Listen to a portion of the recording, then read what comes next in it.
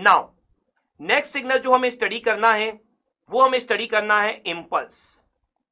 सो impulse हमने study किया था कंटिन्यूअस में, सेम इंपल्स अब हमें स्टडी करना है डिस्क्रीट में।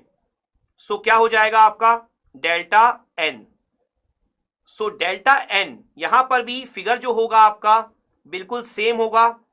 आपकी एक लाइन होगी डेल्टा एन की ओरिजिन पर। सो जीरो पर जब आप एक लाइन ड्रॉ करेंगे तो ये आपका जो फिगर है कुछ इस तरीके का बनेगा।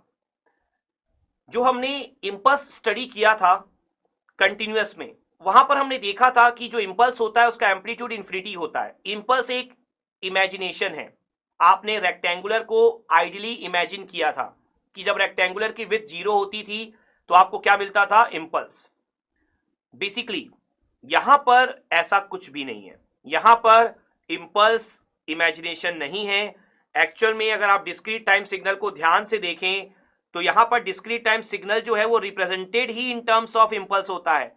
चाहे आप यूएन को देख लें, आरएन को देख लें, कोई भी आप एग्जांपल देख लें, डिस्क्रीट टाइम सिग्नल में इंपल्स ही होते हैं आपके। दैट्स व्हाई यहां पर इंपल्स एग्जिस्ट करता है। तो यहां पर आपको इंपल्स का एम्पलीट्यूड जो गिवन है वही लेना है। बेसिकली कंटिन्यूअस में यूनिट इंपल्स का मतलब होता था आपका कि उसका एरिया 1 है, लेकिन यहां पर इसका एम्पलीट्यूड ही 1 है।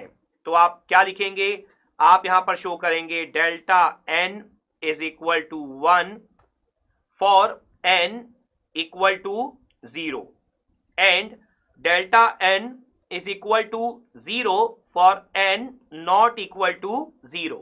सो बेसिकली आप यहां पर बहुत अच्छे से अंडरस्टैंड कर सकते हैं कि आपका n इक्वल टू 0 पर ही आपको फिगर दिख रहा होगा और n की वैल्यू अदर देन 0 के लिए फिगर यहां पर प्रेजेंट नहीं है। दैट मीन्स आपका आंसर क्या होगा, 0 ही होगा। सो ये होता है आपका impulse in case of discrete. जिस तरीके से हमने कंटिन्यूअस में इंपल्स की कुछ इंपॉर्टेंट प्रॉपर्टीज देखी थी, सेम आपकी डिस्क्रीट के केस पे भी होती है। यहां पर जो इंपॉर्टेंट प्रॉपर्टीज होंगी, सबसे पहले आपकी प्रॉपर्टी होगी multiplication property. So multiplication property क्या होती है हमारी in case of discrete impulse, xn into delta n minus n naught is equal to हमारा होता है x of n naught into delta n minus n naught. Basically आपको करना क्या है, अगर कोई भी सिग्नल xn डेल्टा से मल्टीप्लाइड होता है तो आपको डेल्टा में ब्रैकेट के अंदर देखना है कि n के साथ क्या है। तो n के साथ माइनस में यहां है n नॉट, ठीक है। तो यहां पर n की वैल्यू n नॉट आपको पुट करनी है xn में। तो आप देखिए आपने क्या किया है, n की जगह आपने पुट किया है n नॉट xn के अंदर। क्लियर अच्छे से। सो एक एग्जांपल के थ्रू हम इस प्रॉपर्टी को अंडरस्टैंड करते हैं। सपोज करिए आपको एग्जांपल दिया हुआ है n डेल्टा n। तो आपको अगर n डेल्टा n की वैल्यू कैलकुलेट करनी है तो आपको बस ये अंडरस्टैंड करना होगा कि डेल्टा n के साथ जो भी मल्टीप्लाइड होता है, तो बेसिकली यहां पर डेल्टा n के साथ क्या मल्टीप्लाइड है, n है। तो यहां पर n जो है वो xn है। तो यहां पर xn कितना है आपका n। उसके बाद आपको क्या अंडरस्टैंड करना होगा, डेल्टा में ब्रैकेट के अंदर क्या होता है हमेशा n माइनस एन नॉट। तो यहां पर सिर्फ और सिर्फ क्या है, n है, मतलब n नॉट की वैल्यू क्या है, 0। तो यहां पर आपने आइडेंटिफाई कर लिया n नॉट 0 है। तो आपका आंसर क्या होता है कि जो भी xn होगा उसमें n की जगह आपको पुट करना है n नॉट। तो यहां पर xn कितना है आपका क्वेश्चन में, n है।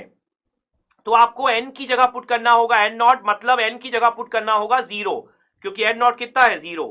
तो अब आंसर क्या लिखेंगे, 0 डेल्टा n, मतलब क्या हो जाएगा आंसर आपका 0। क्लियर अच्छे से।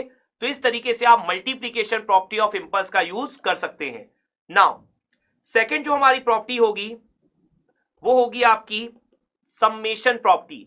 जिस तरीके से कंटिन्यूअस इंपल्स के लिए हम पढ़ते थे इंटीग्रेशन, कंटिन्यूअस में इंटीग्रेशन होता है तो डिस्क्रीट में सम्मेशन होता है। तो यहां पर आप लिखेंगे summation property xn delta n minus n naught is equal to, ये हो जाएगा आपका x ऑफ n नॉट। जिस तरीके से कंटिन्यूअस में आपका होता था x ऑफ t नॉट, आपका डिस्क्रीट में हो जाएगा x ऑफ n नॉट। तो यहां पर अगर हम एक एग्जांपल कंसीडर करें तो सपोज करिए आपको दिया हुआ है cos 3n delta n minus 2। तो आप देख सकते हैं n नॉट की वैल्यू कितनी है आपकी, आप कंपेयर कर सकते हैं। n नॉट कितना है 2, और मैंने आपको क्या सिखाया है कि जो भी डेल्टा के साथ मल्टीप्लाइड होगा वो क्या होगा xn। तो आपको क्या करना है, बस xn में n की जगह n नॉट पुट करना है, मतलब n नॉट यहां पर 2 है तो n नॉट की जगह 2 पुट करना है। तो कितना हो जाएगा हमारा cos 3 into 2 that means cos 6। तो इस तरीके से आप प्रॉपर्टीज का यूज कर सकते हैं इंपल्स की। आई होप आपको ये इंपल्स और इंपल्स की प्रॉपर्टीज बहुत अच्छे से क्लियर होगी। Let's have a quick knowledge check. Now next signal जो हमें स्टडी करना है डिस्क्रीट टाइम में, वो हमें स्टडी करना है DC signal. So basically DC signal हमारा क्या होता है, डीसी मींस कांस्टेंट। तो जिस तरीके से हमने कंटिन्यूअस में डीसी सिग्नल स्टडी किया था सेम आपका डिस्क्रीट में भी होता है। तो यहां पर डीसी सिग्नल को जब आप ड्रॉ करेंगे तो आप ले सकते हैं xn equal to a। DC means जो n पर डिपेंड ना कर रहा हो, जो टाइम पर डिपेंड ना कर रहा हो। तो आप देख सकते हैं आपका xn जो है वो a के इक्वल है, और यहां पर a जो है वो n पर डिपेंड नहीं कर रहा। तो आप इसे इस तरीके से ड्रॉ कर सकते हैं। दैट मीन्स n की वैल्यू माइनस इन्फिनाइट से प्लस इन्फिनाइट तक आप चेंज करिए, आपका जो एम्पलीट्यूड है वो चेंज नहीं होता, आपका जो xn है वो चेंज नहीं होता। xn हमेशा कांस्टेंट रहता है a पर, from minus infinity two plus infinity of n।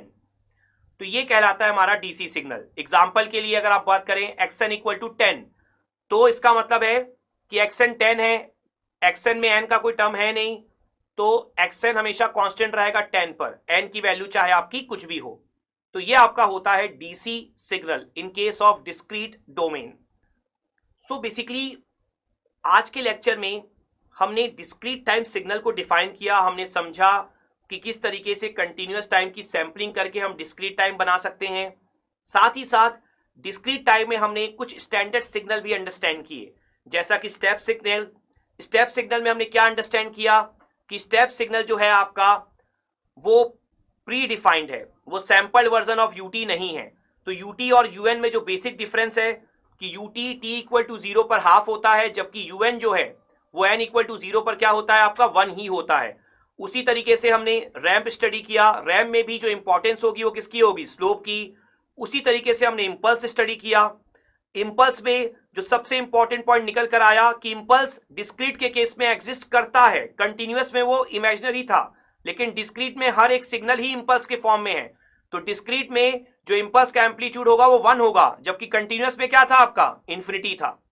उसी तरीके से अगर हम बात करें डीसी सिग्नल की जो हमने स्टडी किया आज, डीसी सिग्नल बिल्कुल सेम है, xn is equal to a। लेकिन अगेन जो बार बार हम एक मिस्टेक कर सकते हैं वो क्या है हमारी, वो हमारी ये है, अगर आप ध्यान से इस फिगर को देखें, यहां पर हमने सब कुछ पढ़ लिया आज की क्लास पे, लेकिन जो ये फिगर है उसे मैंने लास्ट तक बचा के रखा हुआ है आपको ये समझाने के लिए कि जब हम कंटिन्यूअस स्टडी कर लेते हैं तो उसके बाद जो हमसे मिस्टेक होती है डिस्क्रीट में वो ये होती है कि हम हमेशा सिग्नल को इसी तरीके से ड्रॉ कर देते हैं। तो इस पॉइंट को अगर आपने ध्यान से सोचा हुआ है तो आप देखिए अब एक्चुअल में हमें कैसे ड्रॉ करना चाहिए था इसे। एक्चुअल में हमें इसे ड्रॉ करना चाहिए था xn, चूंकि ये xn इक्वल टू a है, इस बात को समझिए, है तो डीसी लेकिन xt इक्वल टू a नहीं है, ये क्या है xn इक्वल टू a है। दैट मीन्स आपको सिर्फ और सिर्फ डिस्क्रीट टाइम के लिए ही ड्रॉ करना चाहिए। तो n की वैल्यू सिर्फ और सिर्फ क्या हो सकती है आपकी, integer, from minus infinity two plus infinity. तो इस पॉइंट में जो मिस्टेक होती है उसको हमेशा आपको माइंड में रखना है, और ये मिस्टेक आपको कभी नहीं करनी है। डिस्क्रीट में कभी भी इंटीजर वैल्यू के अलावा आपको और कोई टाइम कंसीडर नहीं करना है। तो ऐसा फिगर आपको डिस्क्रीट में कभी ड्रॉ नहीं करना है। सो बेसिकली जो भी हमने आज टॉपिक स्टडी किए हैं आई होप आपको समझ में आ गए होंगे।